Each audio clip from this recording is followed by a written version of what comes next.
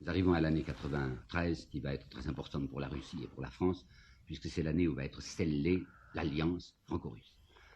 J'ai des choses à vous dire qui me tiennent très à cœur parce que ça concerne mon pays et que je voudrais bien vous expliquer.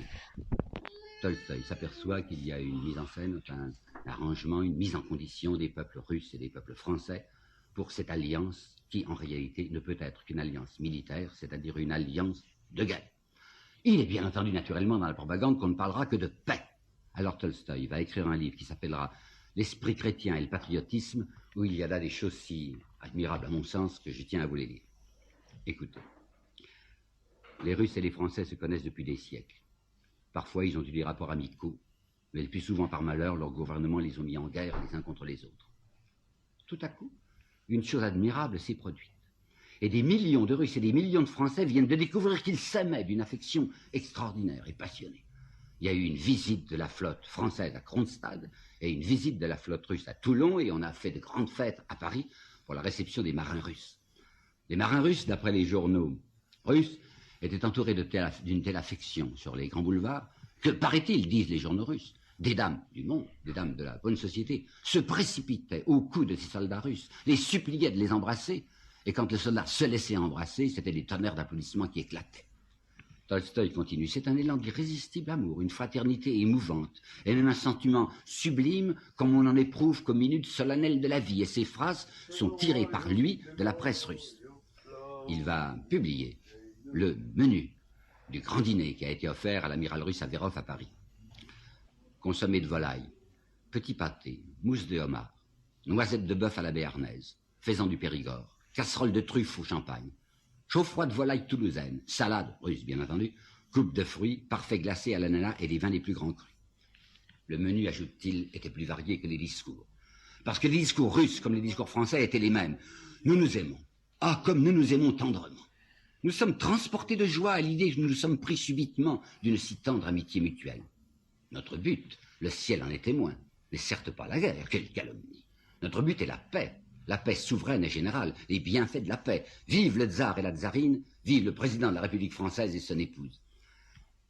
Et dit-il, les hymnes de chaque nation étaient alors exécutés, dont l'un de ces hymnes demande à Dieu de répandre sur lui, sur le tsar, toutes ses bénédictions, et dont l'autre, la Marseillaise, maudit tous les tsars et prédit leur extermination. Allons, soyons sérieux, dit Tolstoï. Qu'est-ce qui se passe donc? Mais c'est la guerre qu'on prépare. Les Français, ils veulent récupérer leur Alsace-Lorraine.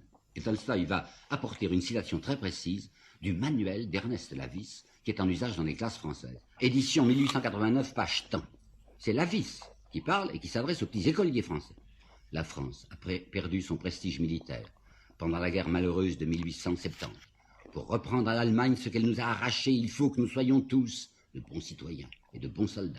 C'est pour que vous deveniez de bons citoyens et de bons soldats que vos maîtres vous apprennent l'histoire de France.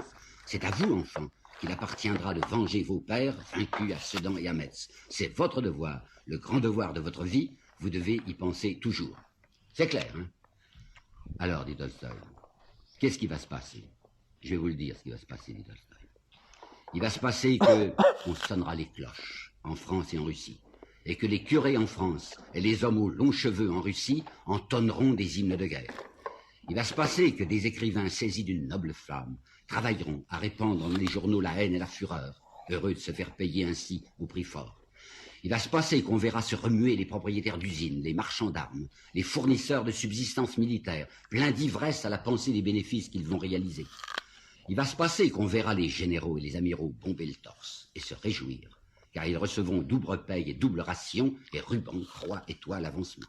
Il va se passer qu'on verra les oisifs, messieurs et dames, vibrant de ferveur altruiste, se faire inscrire en masse à la Croix-Rouge. Et il va se passer ceci, que ce peuple qui travaille, le peuple naïf, qui a construit de ses mains ses vaisseaux, ses armes, ses forteresses et ses palais, qui a composé et imprimé ses journaux, qui a pris ses faisans, qui a pêché ses homards et qui a vendangé les vins, qui nourriront ceux qu'il nourrit, on les verra. On le verra, ce petit peuple, on les verra, ces multitudes, dans des champs où n'apparaîtront ni généraux, ni présidents, ni princes de l'église, où il n'y aura ni fanfare, ni feu de joie, ni bal populaire, mais seulement la mitraille et la mort. Quant aux amiraux, généraux, présidents et princes de l'église, ils seront assis, comme toujours, devant leur bon dîner, des verres élégants devant eux, et ils se leveront de temps en temps pour piquer sur les cartes le petit drapeau. C'est ça, Tolstoï, la plume à la main. Celui dont n'aime pas parler Monsieur Troya. Le même aussi qui disait aux hommes, d'une même plume et d'une même voix, que les hommes ont une âme et que Dieu existe.